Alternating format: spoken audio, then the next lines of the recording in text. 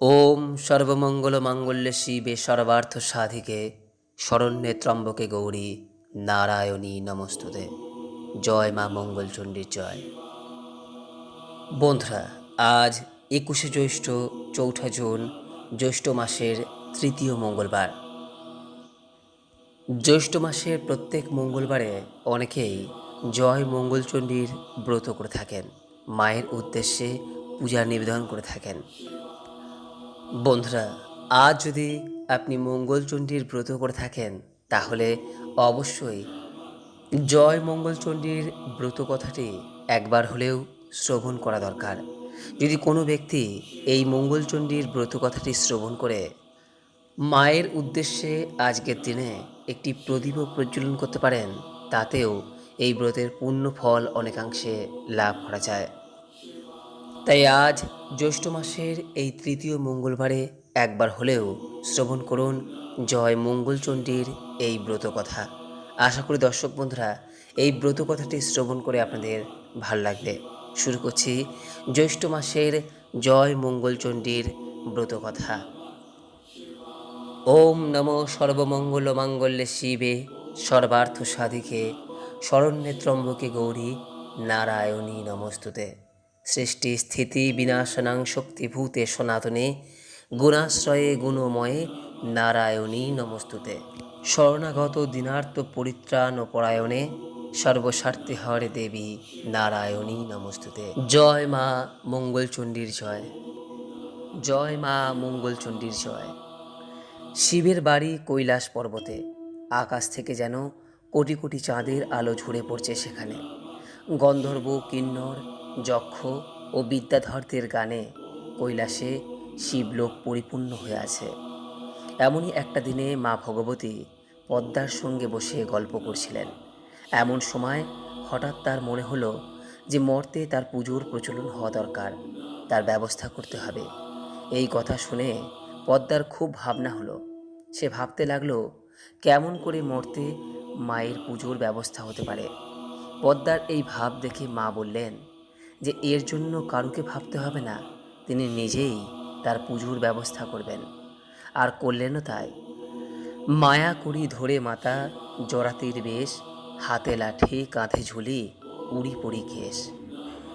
এমনই এক বুড়ির বেশ ধরে মা চললেন মর্তে। এই বেশে মা উজানি নগরে এক বেনে ও এক সওদাগরের বাড়িতে উপস্থিত হলেন। মা এক বুড়ি ব্রাহ্মণের বেশে লাঠি ঠুকতে ঠুকতে ঢুকলেন গিয়ে বেনের বাড়িতে। তখন একেবারে ভর দুপুরবেলা, বাইরে প্রচণ্ড রোদ, তাই ঘরের বাইরে কেউ বেরোচ্ছে না। এমনি সময় এসে চাইলেন ভিক্ষে। বেনে বউ তখনই চাল আর টাকা থালায় নিয়ে ভিক্ষে দিতে এলেন। ব্রাহ্মণী তাকে জিজ্ঞাসা করলেন, হ্যাঁ মা, তোমার ছেলে মেয়ে কটে? বেনে বউ তখন বললেন, আমার 7 মেয়ে মা, কোনো ছেলে নেই। বামুনি তখন বললেন, আমি ছেলে আটকুড়োর মুখ দেখি না আর মেয়ে আটকুড়োর ভিক্ষে নিই না।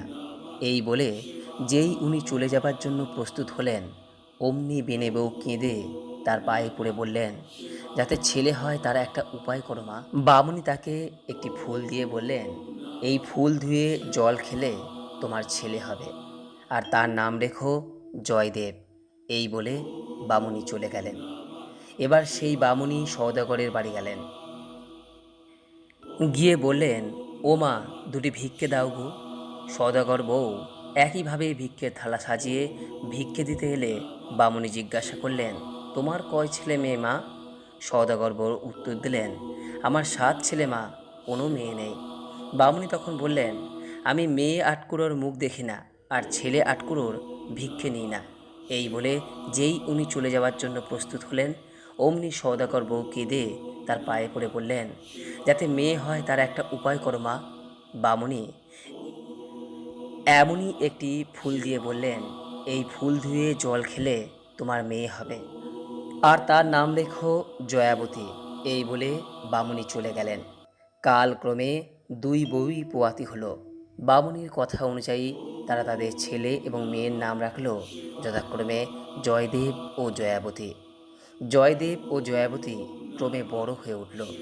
একদিন যখন জয়াবতী মা মঙ্গলচণ্ডীর পুজো করছিলেন, তখন জয়দেবের পায়রা উড়ে এসে জয়াবতীর কোলে বসল। জয়দেব এসে তাকে বললেন, আমার পায়রা ধরছো কেন? আমায় ফেরত দাও। জয়াবতী তাকে বললেন, আমি কেন ধরতে যাব? ও তো নিজেই এসে বসেছে আমার কোলে, আর আমি ওকে দেব না। জয়দেব রেগে গিয়ে তার পুজোর উপকরণের দিকে তাকিয়ে বললেন, যদি না দাও তাহলে এই সব কিন্তু আমি ফেলে দেব। এই কথা শুনে জয়াবতী ভয় পেয়ে বলল, এরকম বলতে নেই, আমি মা মঙ্গলচণ্ডীর জয় মঙ্গলবারের ব্রত করছি। জয়দেব জিজ্ঞাসা করল, এতে কি হয়? জয়াবতী উত্তর দিল, এই ব্রত যে করে সে জলে ডোবে না, আগুনে পড়ে না, খাড়ায় খাটে না, কিছু হারালে তা পেয়ে যায়। অকালে সে মরে না, দেশের রাজা মরলে সে রাজা হয়ে যায়। এই কথা বলার পর তিনি জয়দেবকে তার পায়রা ফিরিয়ে দিলেন। জয়দেব তার বাড়িতে এসে দুঃখী মনে শুয়ে পড়লেন। তার মা তাকে জিজ্ঞাসা করতে তিনি বললেন যে জয়াবতীর সাথে তার বিয়ে দিতে হবে। তার মা তাকে বললেন, এ আর এমন কথা কি, তোর বাবাকে বলে সব ঠিক করা যাবে। জয়দেবের বাবা জয়াবতীর বাবাকে অনেক উপহার পাঠিয়ে তাকে এই বিয়েতে রাজি করালেন। জ্যৈষ্ঠ মাসের একটি মঙ্গলবারে তাদের বিয়ের দিন ঠিক হলো। বিয়ে হয়ে যাওয়ার পর বাসর ঘরে যখন জয়দেব ঘুমের ভান করে শুয়েছিলেন, তখন জয়াবতী আঁচলে বাঁধা গদ বের করে খেয়ে নিল। তাই দেখে জয়দেব বলল, ও কি, তুমি কোনো টুক করলে নাকি? জয়াবতী বলল, টুকটাক কিছুই করিনি, আজকে জয় মঙ্গলবারের ব্রত করেছি, তাই গদ খেলুম।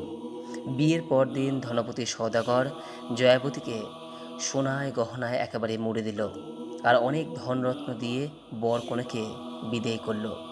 যাবার সময় জয়দেব তার বাবার সঙ্গে না গিয়ে একটা আলাদা ডিঙিতে করে বউকে নিয়ে চলল। ছেলের ইচ্ছেই তার বাবা কোনো বাধা দিলেন না। খানিক দূর যাবার পর জয়দেব জয়াবতীকে বলল, দেখো, এখানে চোরের খুব উপদ্রব, তুমি অনেক গহনা পরে রয়েছ, চুরি যাওয়ার খুব ভয় আছে। তুমি সমস্ত গয়না খুলে তোমার কাপড়ের একটা পুটলি করে আমায় দাও, আমি ওটা কোলে নিয়ে বসে থাকি, আর তুমি আমার চাদরটা পরে থাকো। জয়াবতী তাই শুনে গহনাগুলোর একটা পুটুলি করে জয়দেবের হাতে দিয়ে দিল, আর জয়দেব সঙ্গে সঙ্গে সেই পুটুলিটা জলে ফেলে দিল। আর সেটা ফেলে দিতেই একটা বোয়াল মাছে সেই পুটুলি গিলে ফেলল। তারপর যখন জয়দেবের বাড়ি বর কনে এলো, পাড়ার সবাই তাদের বরণ করে তুলতে গিয়ে নিজেদের মধ্যেই বলল, মাগো, মেয়েকে একটা গয়নাগাটি কিছুই দেয়নি। জয়দেবের কানে কথা যেতেই তিনি সবাইকে চুপ করতে বললেন। জয়দেবের বোনেরা বললেন, শ্বশুরবাড়ির উপর কি টান দাদার। এরপর যখন বউ ভাতের সময় এলো, তখন এক সমস্যা উপস্থিত হলো। কোনো জলাশয়ে নাকি মাছ পাওয়া যাচ্ছিল না। জেলেরা বারবার খালি হাতে ফিরে আসছিল। এই কথা শুনে জয়াবতী তাদের সমুদ্রে জাল ফেলতে বললেন। জেলেরা সেই কথা মতো সমুদ্রে জাল ফেলে ওই বোয়াল মাছটাকে ধরল, কিন্তু মাছটা ধরা পড়লেও কেউ সেটা কুটতে পারল না। শেষে জয়াবতী বললেন, আমি মাছ কুটব। শুনে সকলে হেসে উঠল, কিন্তু জয়াবতী মা মঙ্গলচণ্ডীকে স্মরণ করে মাছ কুটতে গেলেন। যেই না বুটির গায়ে মাছ ঠেকালেন, অমনি মাছ কেটে টুকরো টুকরো হয়ে গেল, আর সেই গয়নার পুটুলি তার কোলে এসে পড়ল। তারপর যখন জয়াবতী সেই গয়নাগাটি পরে বেরিয়ে এলেন, সবাই তাকে দেখে অবাক হয়ে গেল। জয়দেব সেই গহনা ফিরে পেতে মনে মনে ভাবলেন যে সত্যিই তো হারানো জিনিস ফিরে এলো। এরপর রান্না করার কথা এলে জয়দেব বললেন, জয়াবতী রান্না করবে। জয়াবতী তখন মা মঙ্গলচণ্ডীকে স্মরণ করে রাঁধতে গেলেন। সবাই খেয়ে সুখ্যাতি করল খুব। এরপর তাদের যথাসময়ে একটি ছেলে হলো। একদিন ছেলেকে শুইয়ে জয়াবতী কাজে গেছেন। জয়দেব এসে ছেলেকে নিয়ে গিয়ে কুমোরের পোয়ানে ফেলে দিয়ে এলেন। সেদিন কুমোরের পোয়ানে উনুন জ্বলল না। মা মঙ্গলচণ্ডী এসে ছেলেকে নিয়ে জয়াবতীর কোলে দিয়ে এলেন। আর একদিন জয়দেব ছেলেকে নিয়ে পুকুরে সিঁড়ির তলায় ঘাড় গুজে পুঁতে দিয়ে এলেন। মা মঙ্গলচণ্ডী আবারও তাদের ছেলেকে বাঁচিয়ে জয়াবতীর কোলে দিয়ে গেলেন। একদিন জয়াবতী যখন ছেলেকে শুইয়ে রেখে কাজ করতে গেলেন, এসে দেখেন জয়দেব ছেলেকে একখানা কাটারি দিয়ে কাটতে যাচ্ছে।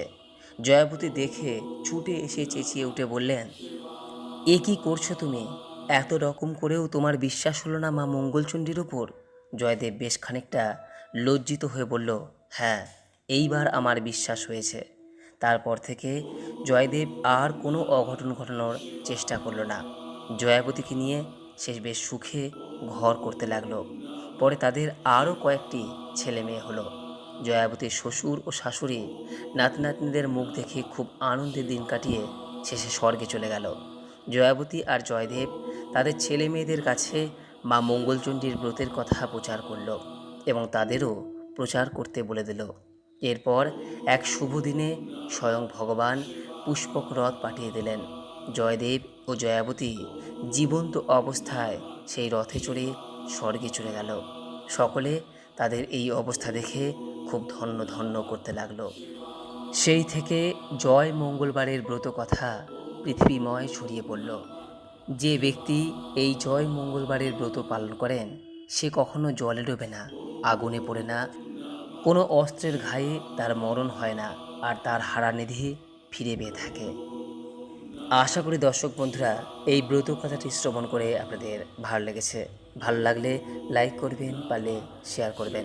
সকলেই ভালো থাকুন, সুস্থ থাকুন। মা মঙ্গলচণ্ডীর কৃপায় আপনার ও আপনার পরিবারের মঙ্গল হোক এই কামনা রেখে আজকের মতো ভিডিওটি এখানে শেষ করলাম। নমস্কার, ধন্যবাদ। ঈশ্বর আপনার মঙ্গল করুক। জয় মা মঙ্গলচণ্ডীর জয়।